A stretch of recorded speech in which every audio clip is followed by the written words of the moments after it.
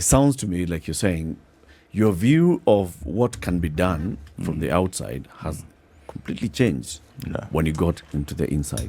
Yes. And I say it's not as simple as just going there and raising a question and expecting that things will move.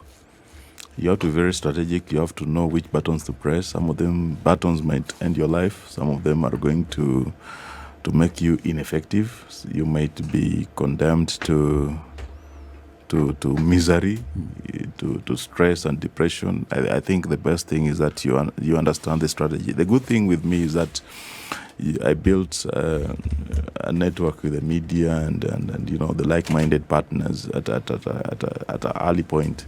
So, but it surprises me, like somebody from Lakisama, somebody from Dandora, Muduruma, Madare, Kibra, they don't have the proper connections. They are, I know 5-6 people, they really want change. There's a lady there called Nazra. They really want change. They're very impatient at because it's a very simple problem.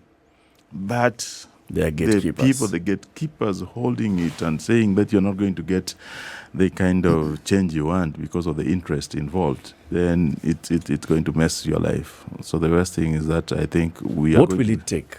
Yeah. What will it take to actually have a county assembly that works, that is responsive to the people's needs, and that gets in there and gets things done? Similar to a county executive that gets in there to get things done. I think the involvement of the reach of the political parties in the county assemblies have to be changed.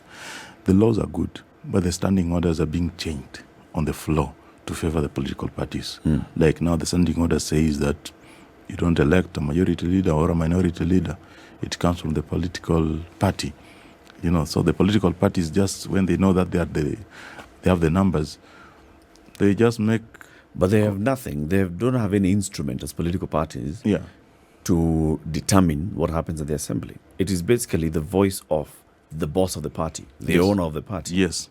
So the owner of the party, the boss of the party. Which means that you, the members, yes, are still feeling like you don't have... You don't have that freedom. It's freedom. The freedom you imagine that you're going to have, you don't have, because also the bosses have the Kenyan politics is structured around the cult of personalities. It's person A against person B. Sometimes for you to get elected, you just have to attack person A, and align yourself with person B. Yes. So sometimes you don't talk about roads. When I was chairman of Nyayo Estate, I think I had a very big conversation. That's why it opened my eyes when I was having a conversation with Babu Wino, and he told me that, boss, stop telling me to talk about the roads and the water problems you have there. I am a data student. And the data says that for me to get elected here, I have to defend Baba. That's all. That's all. And that is what resonates with the people, with the voter. Yes. When the person Baba hates, you hate. The person Uhuru hates, you hate. If you want to be with Uhuru, if you get to, see, it's the same thing. So that cult of personality, the personality holds on our politics is very strong. Is extremely strong. Then Dr. Theuri is right. Absolutely right. We don't love ourselves. We don't. No. Because here you are, garbage is a mess, the water is a mess, the health system is crumbling, the economy is on its knees, but we say, so long as the person that is going to be in that position, I like the person, then it's okay. All the other things really don't matter. Really? Then that means we don't hold value for life is in the dustbin. And other things has been chucked out the window. So it's the question is, if we continue crying about these things on a daily basis, the question then remains, how much value then are you placing on yourself? On yourself. How much value are you placing on life, on your community, on members of your family? And that is the nitty gritty of it. Dr. Theuri just touched on something which is extremely profound. I'm saying it's profound because it, in part, responded to what I'd asked before. You see, there's this power of example. I asked, do you know what I asked this of Robert, do you know what is set in motion? Do you know what was set in motion when the Uhuru government ignored court orders? Do you know what is being set in motion when people who have court cases, which we were told were airtight, suddenly being set free? Do you know what is set in motion when governors clearly tell us they do not want oversight? They do not want anybody to actually ask them what they are doing with what they're given. Do you know what you set in motion? And because these are leaders at the very, very highest level. So how then do you blame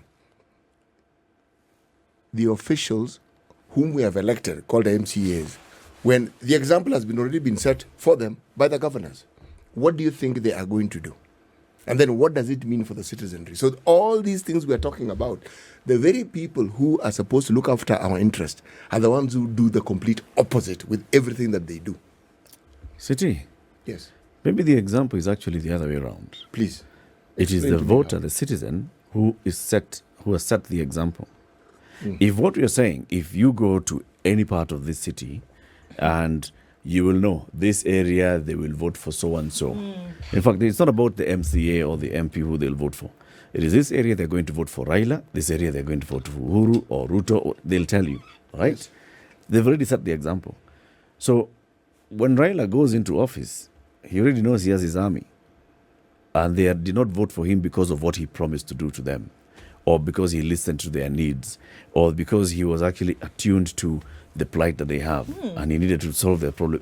It's simply because he's Raila. If Simply somebody because goes he's into the Uhuru. area and says, I want to do what I can, I want to legislate and make sure that 1, 2, 3 is done, they'll tell him, wait first. Okay. I think We were told by Yeah. Boniface Mwangi the same. Boniface Mwangi's experience when he was seeking the Starehe seat, he's been here, he's told us, he would go somewhere, they listen to him, and kijana, hiyo mambo unasema ni mzuri, Lakini, uko na chama gani? Hiyo yako hiyo. I think 3 things need to happen. Yeah, one is we need to redirect our moral compass, as Ndu say, and the gold standard for any code of morality is competency. Competency is the only code of morality that is on a gold standard, and by that I mean do what you're supposed to do when you're supposed to do it and at the right time, so that I am sure that if I get into your office, this is the service I expect to receive at this particular moment, and these are your turnaround times for any government office. And let me say I have confidence in some of the people who have been appointed, elected, that progressively we are going to see some of these things begin to happen. In health, our CS has promised that we are going to see changes, and I'm confident in that. My prayer is that she gets good advisors, and if she doesn't, she can give me a call. The other thing would be we must collectively improve the quality of our citizenry, right? Because as it stands, when you hear some of the people talk, especially in some of the tables, even including ourselves here, you'd be in a discussion with people who you'd want to think have had some decent exposure, and they say some things and you're like, you're not supposed to vote. My vote and yours shouldn't count the same. Weighted voting. Well, I'm not saying go for weighted voting, but when you think about it that way, we must improve the quality of our citizens. We must make them aware of what a good system would look like or should look like. Each time I hope the president takes a trip, we can have a small documentary with the team he goes with, so that they can show us these roads are working, the hospitals are working. And when he comes back home, he tells us, this is what I hope we can be able to achieve. We must want it, but we must know it first, right? The third thing would be, let the law apply equally to everyone. Because the moment that happens, impunity is kicked out. Because I think that's what that has been the bane of our existence. Impunity goes out of the door. If I know, if I speed, if I pick something that is not mine, I will face the law at some point. It's going to catch up with me. But now we are seeing a case where we can tell the facts are this, yet the reality is different from the facts. So Kenyans will ask then, why should I? Yeah, why should I wear a helmet when I'm on a boda? Why should I, when I'm on a boda and in a hurry, why should I stick to the why should I keep the traffic laws? Why? Yeah. So when those 3 things happen, then in a matter of no time, Kenya will be, it's a functioning state, yes, but we can see so much tremendous improvements, and we can become the people who look up to in Africa. We need to look up to ourselves first. Because when people, the question Eric asked, when people endorse what they know intrinsically is wrong, what does that say of us? Umezoea shida. That is what they will say. You get used to problem. Paka, you don't know any other life away from the problem. And when we were campaigning, I told you that we're experiencing that. You go to a slum area, you find that people are not using the pit latrines or the toilets available. People are just throwing human waste outside, and you ask them that, why do you do this? They say that, wewe unaona waste, mimi naona watoto wangu wameshiba. You see? You go to Kibra, when the UN Habitat was doing the slum upgrade project. Those guys saw that they could sell the houses immediately and get 5 million shillings. They didn't realize that they were supposed to pay 3.5. So they remain with 1.5. It is not enough for their life. They are now worse in the Mabati they went back to after selling those houses. Because you try to upgrade their lives, they say, why do you bring me here? Yeah? I spend more energy to clean it. I spend more. It's a cost. Yeah, so wamezoea shida. This is where you have to teach people to have better lives than they are having now. We have to make Kenyans know. The good thing is that our leaders have traveled and well exposed. But the only problem is that they condemn you to this strange circle of poverty and misery, and even the people who are affluent. They're destroying their own abodes. You go to Girigiri, it's turning in Spring Valley now. There's a very big, I think, 300, 400 housing unit being built there into Karura forest and also next to the river. I don't know what is going to do to the environment there. But I think in the next 5-10 years, it's going to be a mess. You try to tell people that when we build, we open up new areas for 50 by 100. The biggest threat to our agriculture and our cities is 50 by 100. These 50 by 100 places you go to, there's no sewer system, there's no water system. People don't respect the planning laws, the buildings there, the environment, the aesthetics is not observed. Into kila nyumba in a face, whatever color, structure, nini, shape, nobody cares. And you ask yourself, what are we building? Concrete slums? Why don't we just have order? You travel to South Africa, to Europe, you see very well organized neighborhoods. Emergency services can access the schools. You can even walk along the road, and you just feel okay and safe. But you open up and you say, mimi nilijenga nyumba ya 30-40 million in Kitengela. I have 2 lawyer friends who can't live there. They came back to Raptor Road. And then now they come back to Raptor Road. There's a noisy bar there. Boom, 12. And it's called poetic justice. so I wish that we must demand standards. Kidero used to tell us that, Africans can build nice things, but the African languages don't have any word for maintenance. So they can't sustain the standards. You build a very nice... You're thinking. You're thinking. Maintenance. We do have, there are words for maintenance. Yes. There are sentences for maintenance. Yes, there's a description. For most of our languages, it's not a word. It's a descriptive sentence. Yeah. Yes, we have them. And mostly, is it repair or maintenance? I think it's... What Robert has said has triggered a thought, yeah? And I'll take us in a slightly different direction. And I usually feel sad when we water down the qualifications of our political leaders. That a degree, we are discussing whether you should have a degree or you should have some form of formal education for you to be a leader. And I think the answer is absolutely yes. Reason being, what education does to you is it opens up your mind. You may acquire a skill while at it, but it does open up your mind and your way of thinking. And one of the biggest roles that our leaders have, other than managing resources, is instructing and educating people.